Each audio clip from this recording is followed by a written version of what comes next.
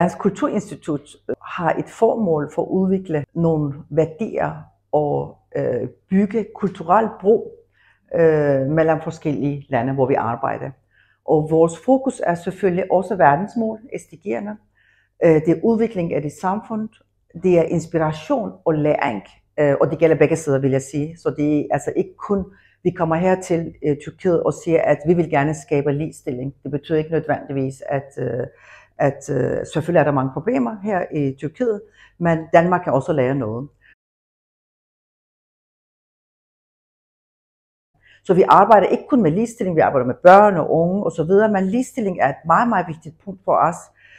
Og vi har haft projekter, for eksempel, hvis jeg tænker tilbage, hvor vi havde Billboard Festival, hvor vi udstillede europæiske og danske og tyrkiske kvindelige kunstneres blik på ligestilling på bybilledet, som skabte ret god debat, hvor man kan se, hvordan ser vi verden fra kvinders blik, fra det internationale kvinders blik, tyrkiske kvinders blik, og hvad er det, vi vil gerne ændre for et bedre fremtid og samfund. Vi finder relevante emner, relevante partners. På den måde, det er ikke sådan, vi kommer og fortæller dem, nu skal I lære om ligestilling og arbejde med det.